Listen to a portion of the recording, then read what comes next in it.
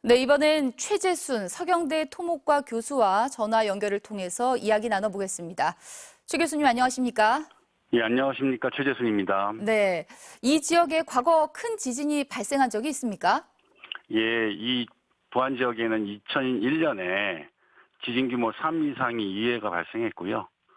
계기 지진 이후로는 지진 규모 2 정도가 약 20회 정도 발생한 이력이 있습니다. 네, 그렇다면 지진을 일으킨 단층이 주변에 있습니까?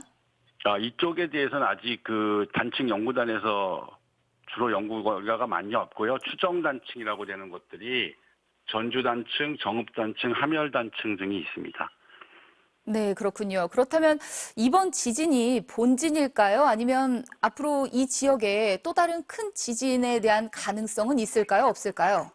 예, 일반적으로 전진이 있고 본진이 나오는데요. 예. 이게 지금 이게 큰 규모의, 이 정도 규모의 지진으로 보면, 현재 시간에 8시 그때 발생한 지진 이후에, 본진으로 지금 거의 추정되고 있다고 지금 전문가들은 얘기하고 있습니다. 아, 그렇군요. 예. 예, 이번이 본 지진이라면 이렇게 큰 지진이 발생한 적이 없다면 내진 설계도 충분하지 않을 것 같은데 이 지역 내진 설계 상황은 어떤가요?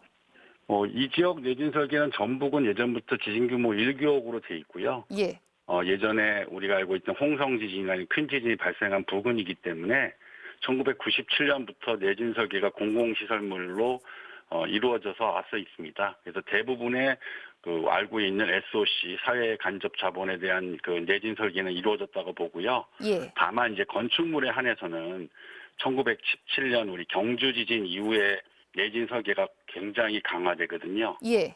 그래서 따라서 그 건축물은 오히려 중간에 예전에 여러분들이 알고 있는 3, 4층의 이런 건물들은 그 전에 내진 설계를 좀 체크를 안 했다고 보시면 되겠습니다. 최근에는 2층 이상 연제곱미터 200m 이상은 내진 설계를 해야 되기 때문에 2017년 이후에 신축 건물은 큰 문제가 없겠는데 그 이전의 건물들에서는 건물의 전체적인 그 안전성보다는 이 정도 규모에서는 그 벽체의 균열 정도는 발생할 수 있다고 보고 있습니다. 전문가들은. 아, 예. 그럼 2017년 이상 된 건물들은 내진 설계가 잘 돼 있지만 그 전에 지어진 건물들은 내진 설계를 조금 더 강화해야겠네요.